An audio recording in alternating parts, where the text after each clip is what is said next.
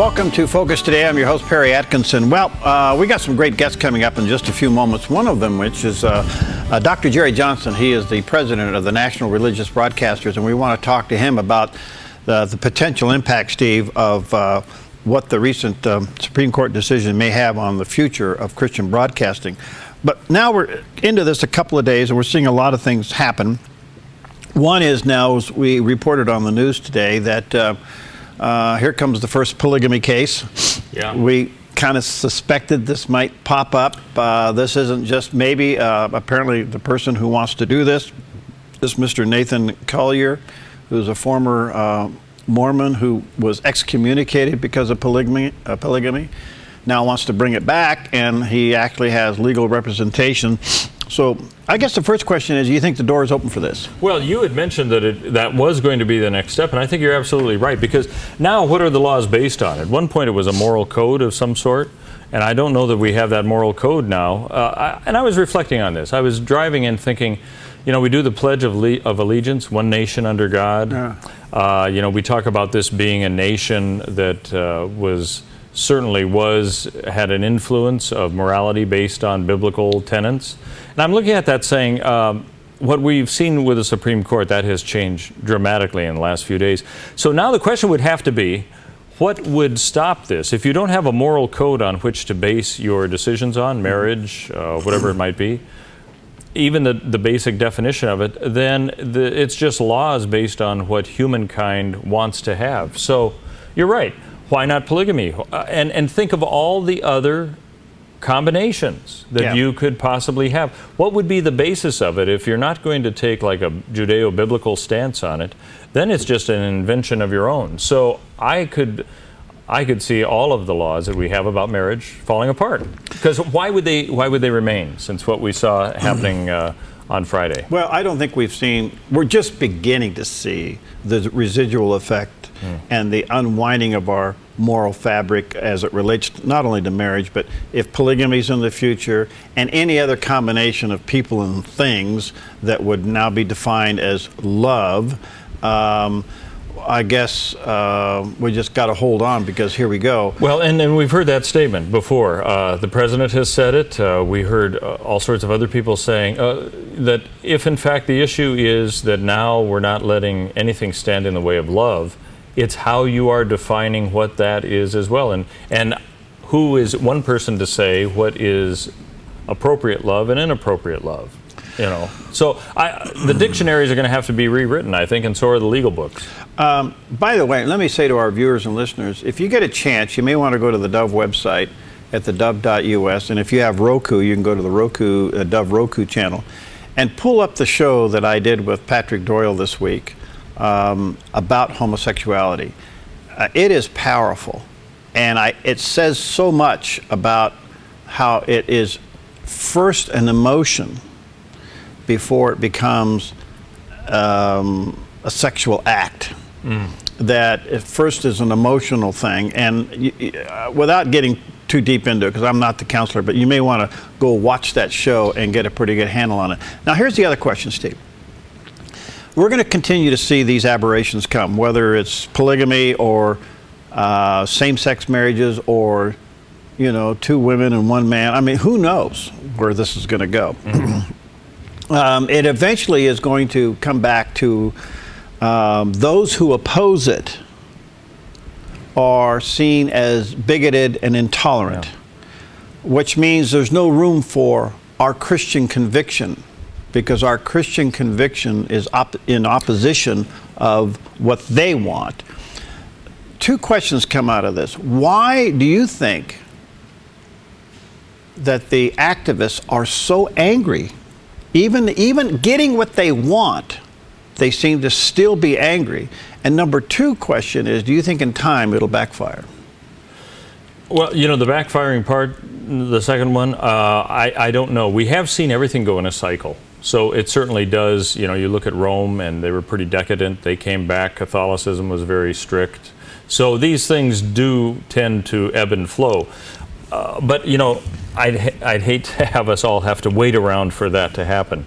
But the first thing about the anger, I think you've hit on something there, and I'm not sure that anybody really has the answer. What we have seen, though, is that whereas the conservative side will look at victories and say, this is the court ruling, there's the precedent, and it kind of ends there.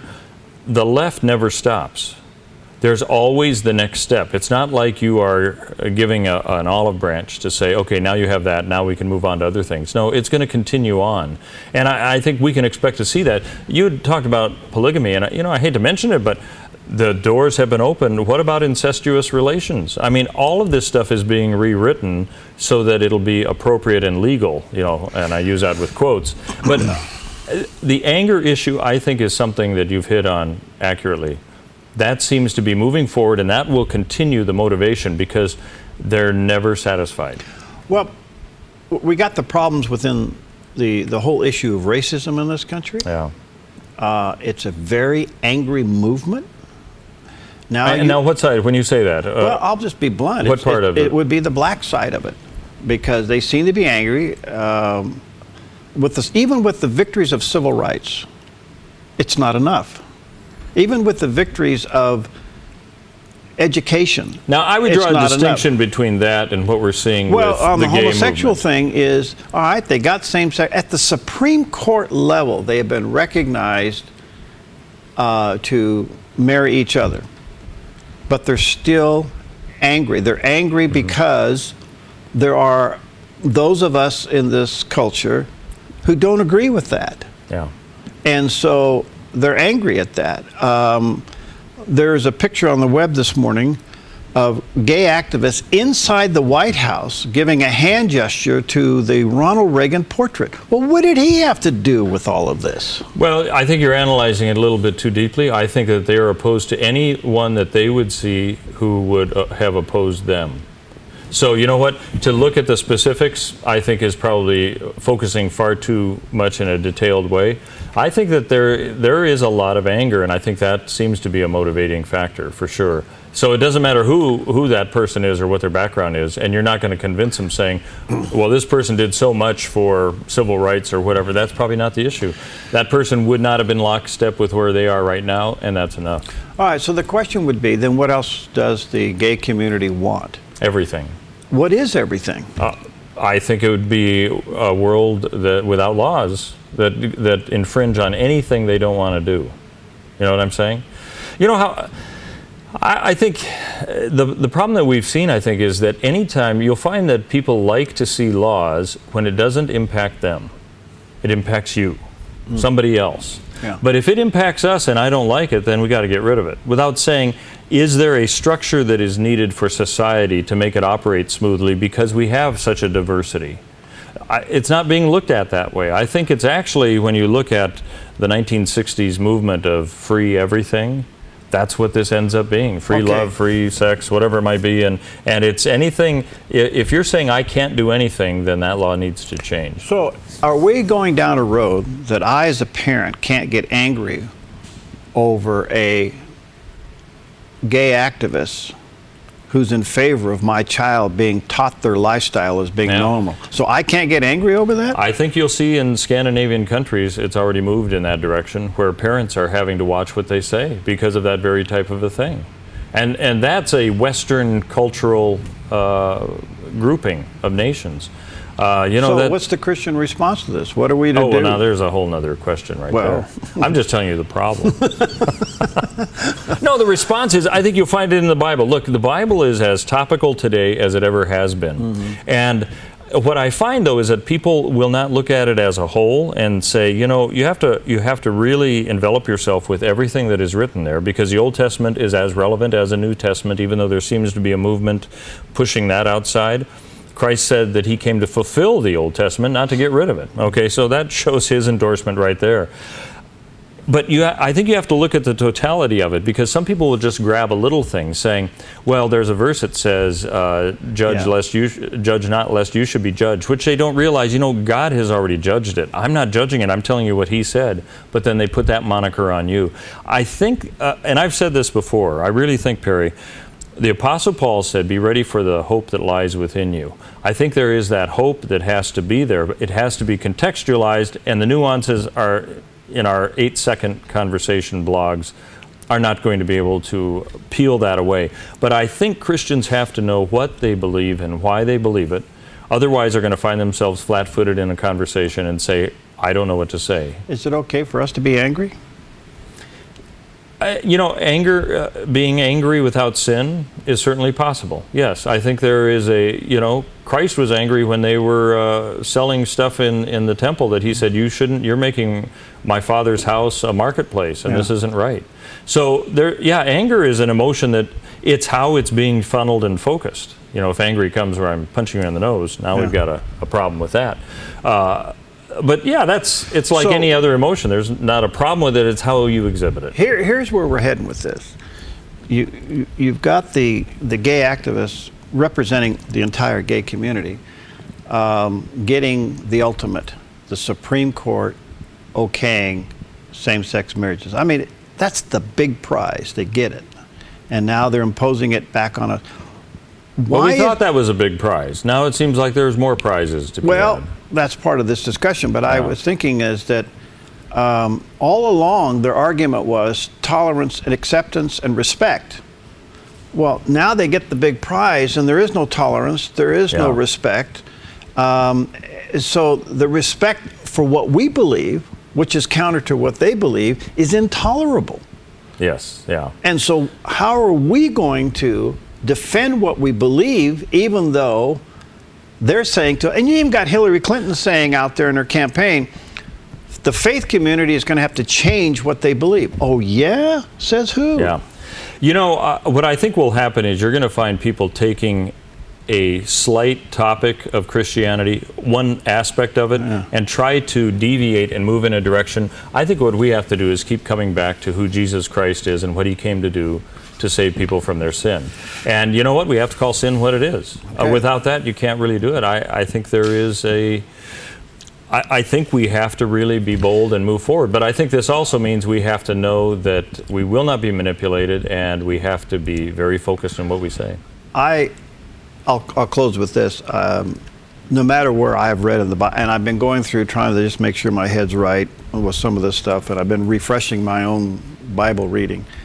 Romans, Corinthians, Ephesians, I can't find anywhere in the New Testament where sexual sins is separated from the group of other sins. Yeah. It's always included in there, and guess what? It's always mentioned in there. When Paul goes through it or Christ goes through it and he talks about the list of sins, the sexual deviance is always one of those that's listed in there. So it is a sin. Well, and let me just mention this. The concern I have is that these supposed hate crime laws are going to come right butting up against First Amendment right to the freedom of speech. How that plays out in court will directly impact, I think, the Christian message. Because what we say we're saying in love, others will say, well, no, I see hate. So who's going to be right in all of that? And where do your First Amendment rights come in the United States anyway for that? I think that's going to be a huge battle. The next wave coming at us. Thank you, Steve. All right, we'll take a quick break and we'll be right back. Hi, I'm Paulina and I work at theDove TV. Did you know that when you support theDove TV, you have a profound impact, not only in our community, but around the world? It's your continued support that takes the inspiration and hope in the programs we produce and makes them available to the thousands of people who are watching these videos online every week. Help bring encouragement and hope to our valley and beyond by making a secure online donation today at our website, theDove.us.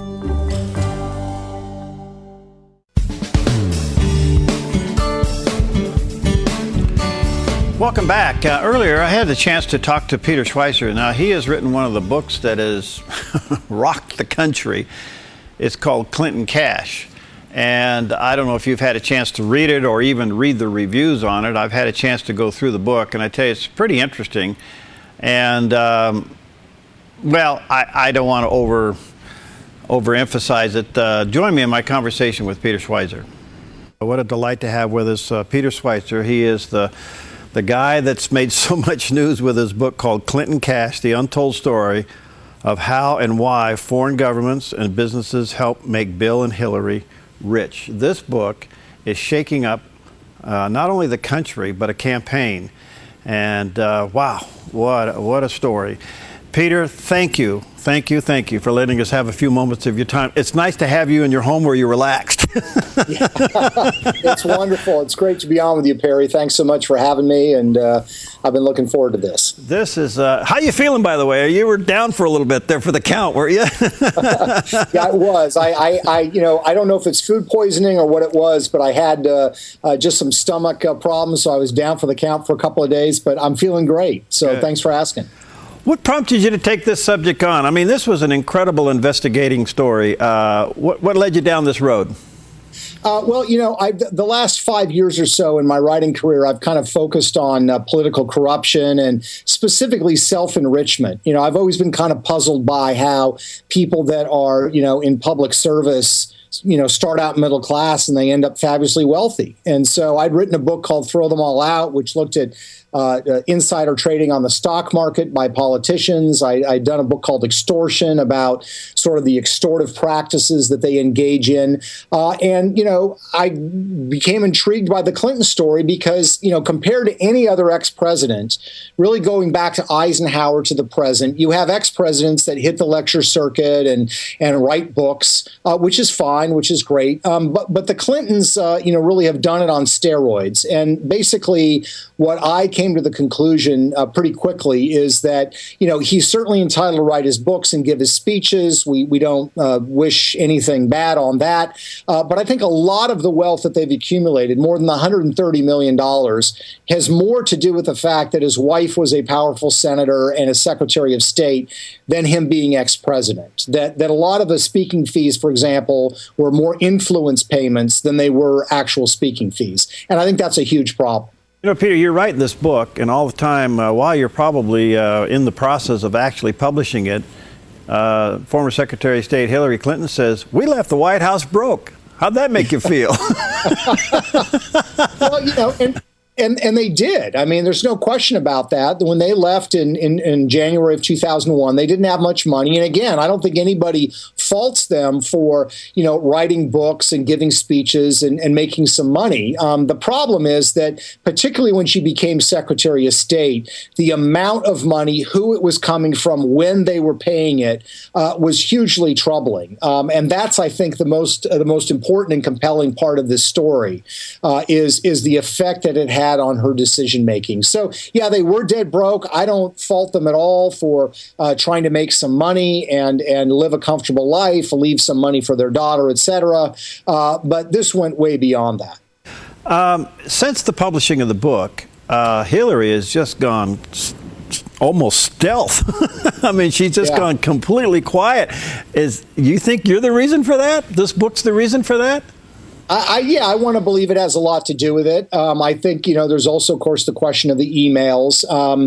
But, I think this is one of the mistakes that the campaign is making. I'm, of course, not a political campaign veteran by any means. I've never really worked on a campaign. But, I think it's a mistake because, look, she's asking the American people to trust her to be the leader of the free world, to deal with guys like Vladimir Putin, to deal with, the threat of terrorism. And if you can't spend 60 minutes talking to reporters about money that your family's taking in, I don't know. That's not a good sign. So, yes, I do think a lot of it has to do with the fact that she doesn't want to answer these questions. She doesn't want to get dragged into these kinds of questions. But I think that you've got now the New York Times and Washington Post and others reporting on stuff in the book, adding their own reports to it that further confirm there's a problem here. It's just not going to go away as much as they think it's going to. It's just not going to. Did you expect Bill to run interference for her on this book? Well, it's funny because when the book first became known to the public, the first person they actually trotted out was Chelsea. Who vouched for the foundation and the wonderful work it was doing, which is fine. Then you had Bill come out with his statement, sort of, twisting certainly what I had said and claiming that, that I said there was no smoking gun there. That's not what I've said, and trying to dismiss it. But, their actions speak differently than their words. While they're dismissing it, their action has been to put together a, 8 to 12 man team to aggressively effectively go after me. They put out a dossier on, myself, making all kinds of exaggerated claims. So they're clearly very concerned and nervous about the book. And I think the easiest way to deal with it is not to let it fester, is just to come out and answer questions. And you're going to have people that will accept what they have to say. You'll have other people that are skeptical. But I think you've just got to come out and respond. I don't think this idea of pretending it's going to go away is going to work. Now, this book has sparked 5 years tax return review, which is kind of interesting. And then just yesterday, or late yesterday, today, one of the big stories is, oh, by the way, we forgot to report an additional $26.4 million. You got to feel vindicated. Yeah, no, I do. And I think the most encouraging thing for me, and I've got a fantastic research team that, we all work very hard on this book together. I think the thing we're most excited about is, yes, you're glad that the book's getting attention and that you're selling books and whatnot. But really, I think what you're seeing is major media outlets, the New York Times, Washington Post, Wall Street Journal, who've done a little bit of reporting on this in the past. This has now become the template by which they are, the lens through which they are looking at the Clinton Foundation and the Clinton financial empire.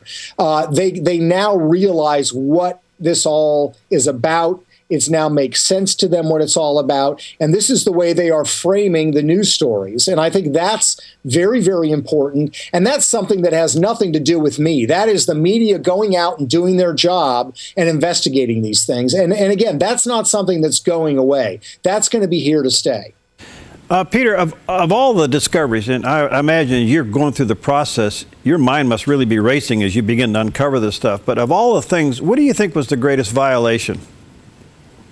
Oh, that's a tough question to answer, because I think the real power in the book, if I can speak as the author, is not one or two individual cases. You could say in one or two cases, well, maybe this is just like a bizarre coincidence. I think the real power to the book is you see dozens of examples of this kind of behavior, and you realize, no, this is not a coincidence anymore. It's like a guy that works for a company, and he just is, his timing is just a little bit too good on picking stocks. You don't have proof that he's engaging in insider trading, but he's done, a couple of dozen stock trades, and he always guesses right, and he always maximizes his return. You just look at that and say it's not right. It's a similar case here. So to me, a big turning point in the investigation was when we found the undisclosed donors that the Clintons had promised President Obama, the Senate, the American public, that they were going to disclose all contributors to the Clinton Foundation. And looking at Canadian tax records, we had found a major multi-million-dollar donor that they had not disclosed. That was certainly a major turning point in the investigation. Wow. I saw the interview, you and George Stephanopoulos. Yes. And I saw him drilling you pretty good. Yep. And then a couple weeks later, bingo. How do you feel now? Yeah, I mean, it's funny. Look, I knew it was going to be a aggressive interview, and I've gotten them from other people. I mean, Chris Wallace at Fox News Sunday, certainly, tough questions. Andrea Mitchell at NBC News, and I get that. That's part of what you do when you do this work. With Stephanopoulos, the thing that was frustrating is that unlike those other instances, I really didn't get much of a chance to answer the questions. We never talked about any of the material in the book. It was all about trying to frame it the way he wanted it to be framed. I kind of was assuming that his relationship to the Clintons was in the past. It was a previous chapter in his life. And then lo and behold, this report comes out from the Washington Free Beacon that's now been confirmed that he was a $75,000 contributor to the Clinton Foundation. And then furthermore, as we've revealed, he has gone to a number of Clinton Foundation events where he's been a speaker, he's been a panelist, he's been a judge. He and Chelsea Clinton were judges for a contest for the Clinton Foundation. So this is a massive conflict of interest. And to me, I'm just stunned by it. I mean, if my researcher had told me a couple of months before, we're going to investigate whether George Stephanopoulos was a Clinton Foundation contributor, no way. I mean, I would have laughed and said he would not be that reckless. So I'm stunned by this. And I think that in terms of the damage that this has done to journalism, I think it's far worse than what Brian Williams did. Brian Williams certainly, needed to be suspended. He was embellishing. He'd go on, Letterman and other shows and embellish the experiences that he had as a journalist. But it was not a question of the actual reporting that he was doing. This goes to the heart of the reporting and the role that George Stephanopoulos plays as a journalist, and he's completely compromised on this, and he knew he was compromised on it going in. And you say hypocritical. Yeah, I would say hypocritical, and I would say it goes to the heart of what a journalist does. And here's the thing. My book, obviously, is very critical of the Clinton Foundation itself, among other things, about, speaking fees and whatnot, but about the Clinton Foundation. He knew he was a Clinton Foundation supporter. He knew that 7 times he's gone and done events for the Clinton Foundation. Why he on earth thought that that was not relevant to this case, that he didn't have to reveal it, is just shocking to me. He's not that dumb. He's a very bright man. He knew exactly what he was doing. Well, ABC now is in the corner. It'll be interesting to see what they do with this. That's yet to be seen. Before we take a break, Peter, one of the things, there were 2 things in the book that were very stand out. One was the amount of money that Bill Clinton was receiving for speaking fees while his wife was Secretary of State. Those fees doubled. And then the other one was the whole issue of uranium to Russia. But let's go back to while she was a sitting Secretary of State, all of a sudden the cash was just roaring into the foundation. Yeah, and I always preface this by saying, look, the Clintons, by their supporters and by their enemies, have been called lots of things over the years. They've never been called naive. They know how the world works. They've been playing the political game for a long time. And so when Hillary Clinton goes from being a senator to being Secretary of State, and people overseas are shoveling large amounts of money to Bill Clinton, he knows exactly what's going on. And so does Hillary. And so to put this into perspective, Bill Clinton's given a lot of lectures over the years. His average speaking fees, a little bit under $200,000. He's gotten 13 speeches for which he's been paid $500,000 or more. So in other words, huge paydays. Of those 13, only 2 occurred while his wife was not Secretary of State. And they were by people who had business sitting on her desk at the State Department who ended up getting favorable action. There's really no other way to explain this. Either the Clintons live in a parallel universe that is governed by massive coincidences at every turn, or something else is going on. And I think most people, are smart enough and sophisticated enough to know that something else is going on. And this is speaking fees that are really just masquerading as speaking fees. They really are influence payments. Wow. Let me take a break here, Peter. Really, we value your time greatly. Let me take a quick break. When we come back, here's what I'd like you to do. I'd like for you to tell our viewers and listeners, what is the foundation? How does that work? Because it appears now to be a scam, but what's it supposed to be? All right. Okay. We'll be right back with Peter Schweizer and the book Clinton Cash in just a moment. Hi, I'm Paula, and I work at theDove TV. Every day we get letters and emails from people who've been encouraged, blessed, and challenged by the programs on theDove TV. But we couldn't do it without you. Did you know that more than 90% of our income comes from people like you? You can help us continue to bring inspiration and hope to our community by making a secure online donation at our website, theDove.us, or call us at 541-776-5368.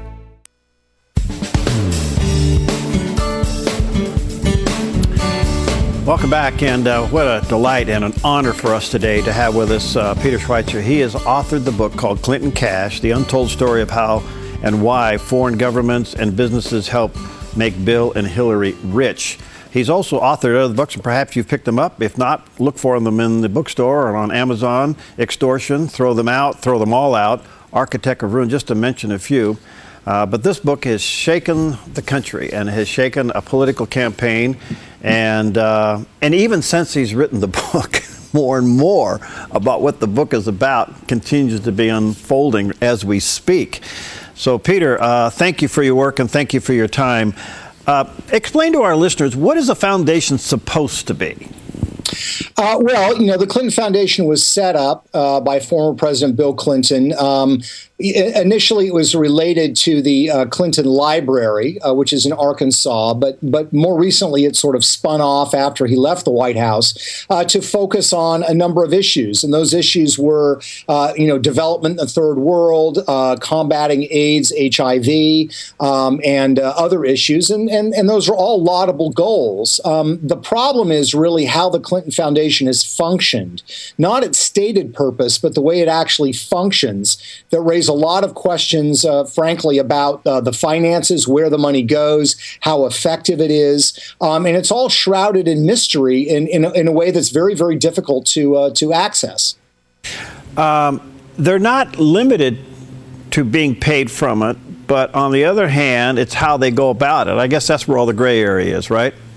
Yeah, part of the gray area is, when you think about charities, you kind of know what they do. So the Salvation Army, they will give you a list of all the hands-on work that they do, helping people that are in need. Or you take a group like Samaritan's Purse. They say, we deal with disaster relief, or we deal with poverty in this area. These are how many people we immunized, or these are the people that we served in this particular way. The Clinton Foundation doesn't serve that way. They don't do any hands-on work with people in the developing world. Now, if you look at the website, you'll see pictures of Bill Clinton with children in Africa or Hillary Clinton with children in Asia.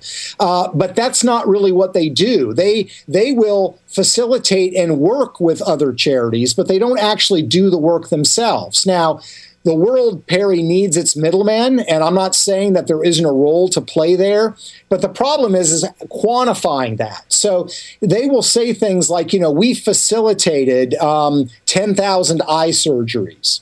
Well, what does that mean? Did you actually do the eye surgeries? No, you didn't. A group like maybe Doctors Without Borders did that. Okay, so what did you do? Well, we provided management consulting to make that happen. Okay, well, what does that mean? It's hard to know. And this is part of the reason why certain charity groups like Charity Navigator, for example, which is online, and they rate charities from 1 star to 5 stars, depending on how effective they are. Charity Navigator won't even evaluate the Clinton Foundation because they said it's got a quote unquote unusual business model.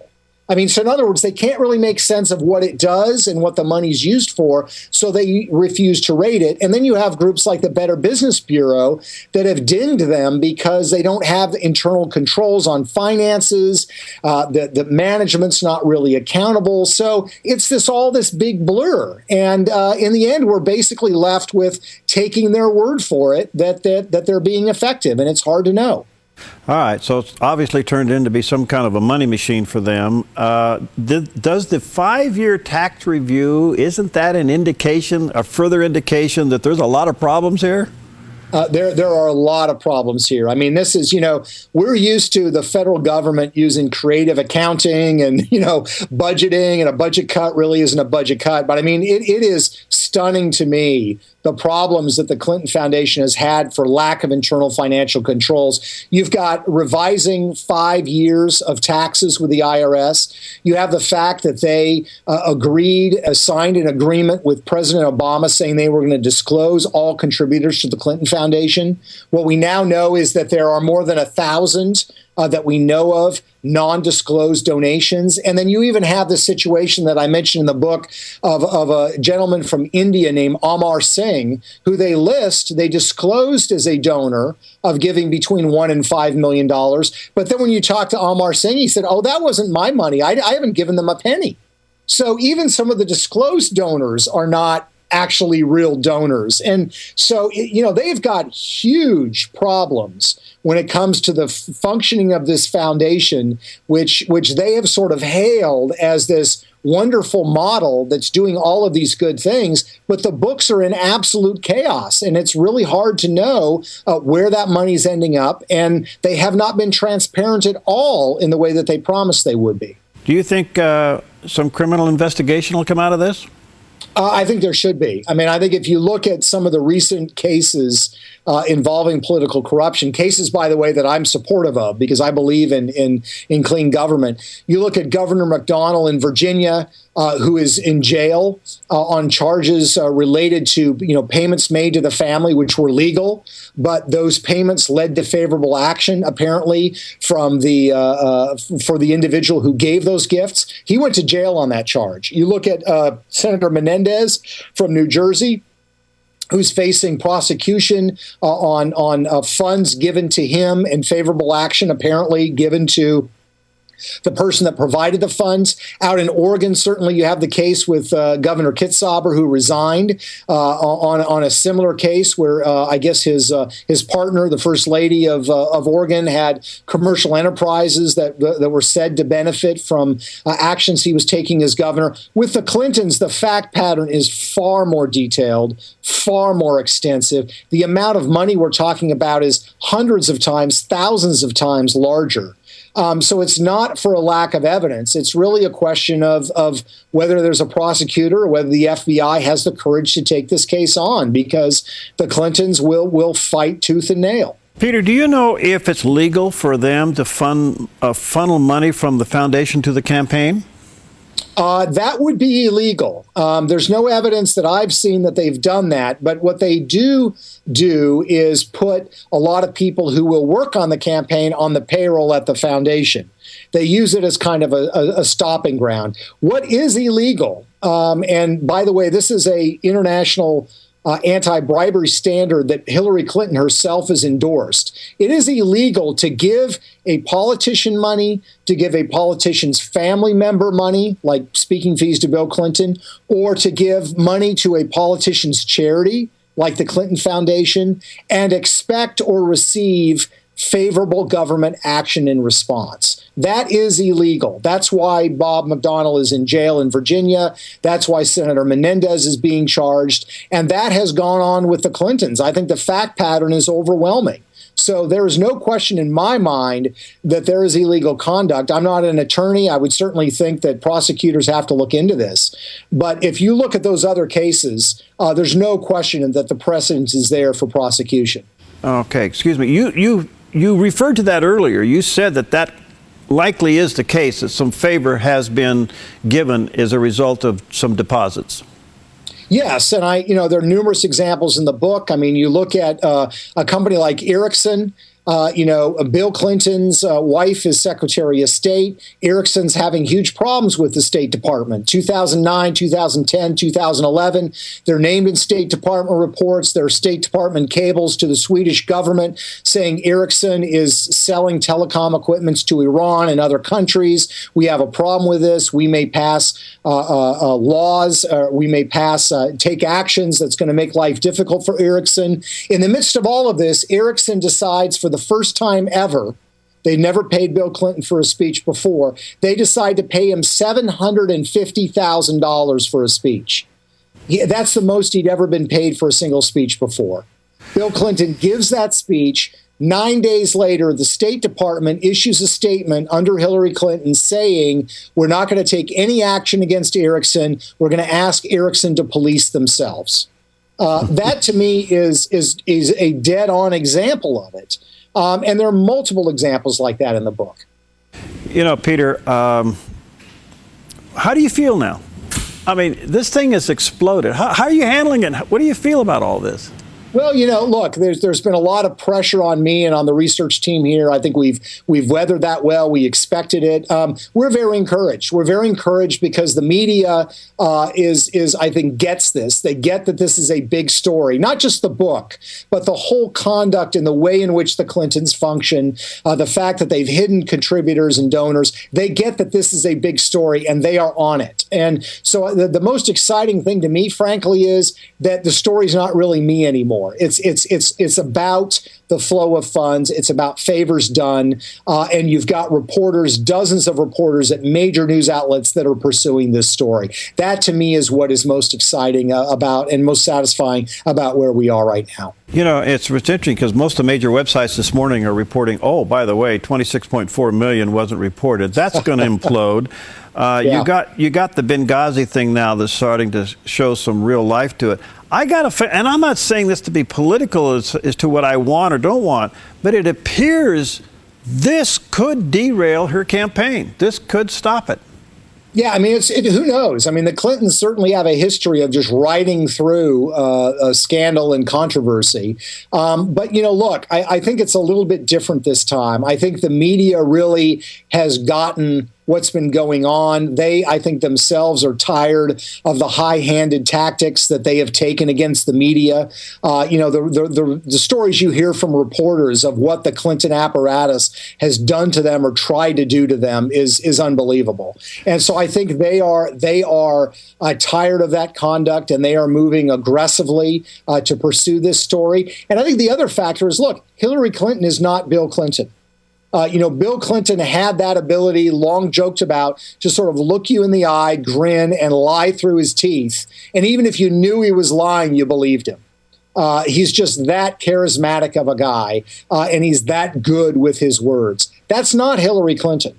This is going to be a much tougher row for her to do. And I think that, you know, in something like this, Bill Clinton would have been out holding press conferences trying to talk his way out of it. The fact that Hillary Clinton's not doing that, I think, signifies the fact that they know she's just not going to handle this well.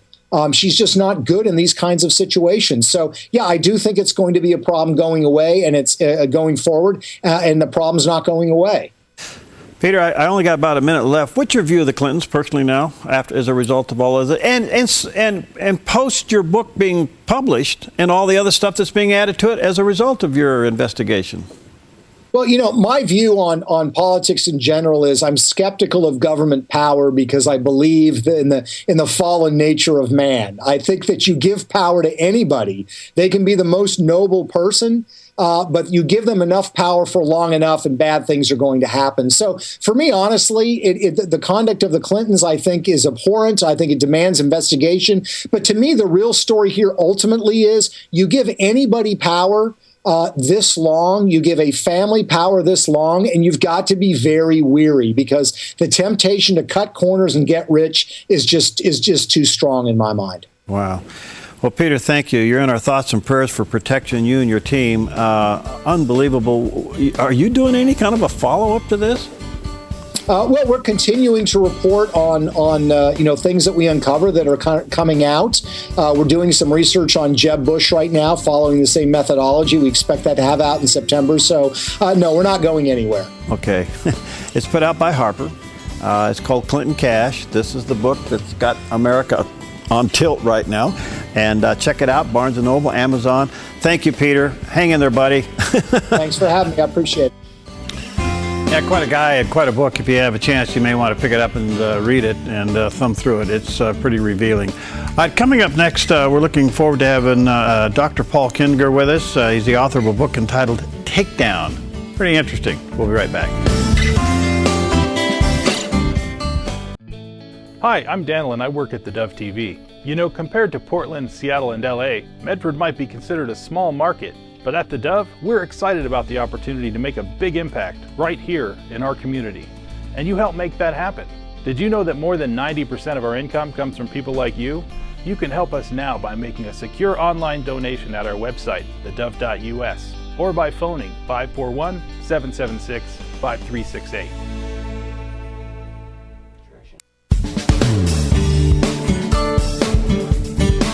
Well, a lot going on since our Supreme Court has made a huge decision that's now trying to attempt to redefine marriage, even though I think it has its problems in doing so.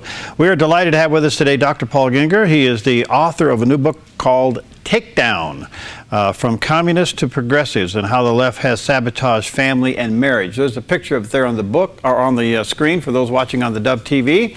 You may want to check it out, and at Barnes & Noble, online at Amazon, and get a copy of it. Dr. Paul, good to see you, my friend. How you doing? Good, Perry, and I ditched the coat and tie for a "We the People" shirt today. How's that? That's great. I don't love know it. how much more faith I have in "We the People," but I'm willing to give it another shot. You know, you look like you're from Oregon with a T-shirt. You're in good style, man. Hey, well, what led you down this road to take this on, and did you have the Supreme Court decision in mind when you were writing the book? Well, I did, but really, I mean, people have said, why do you want to wade into this culture war issue, right? Because I'm a historian. I study communism, the Cold War, ideologies, totalitarian ideologies, secular progressivism, socialism, conservatism. I've written books on conservatism.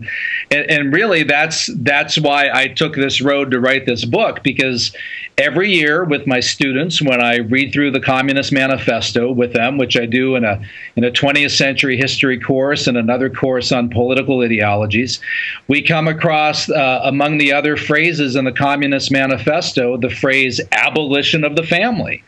And you don't just gloss over that.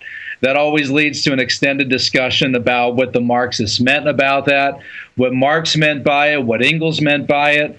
I note to them that Marx wrote a letter to Engels saying, "Blessed is he who has no family." That's quite a take on the Beatitudes. And so Engels talked about Engels favored non-monogamous marriage. And so that always leads to a discussion about how these radical leftists have been looking to redefine, reshape, and take down the natural, traditional, biblical family for about 200 years. And so, given this is my research area, I noticed even more recently that the modern communist movement is absolutely wildly gung-ho for same-sex marriage, for the entire LGBT agenda. And you can go to their websites at any time and find articles, commemorations of LGBT Pride Month, of Gay Pride updates.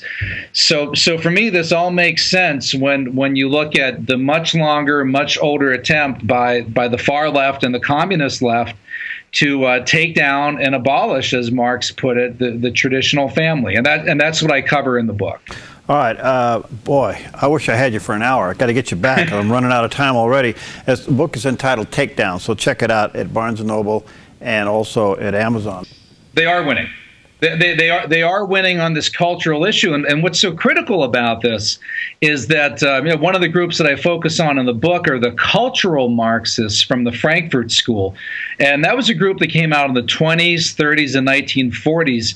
They were non-traditional Marxists. They realized that communism was never going to succeed in the West through an economic class warfare, right? That would fail because communist economies would always lose out to market economies. So what they did is that they tried to take down the West and take down culture through a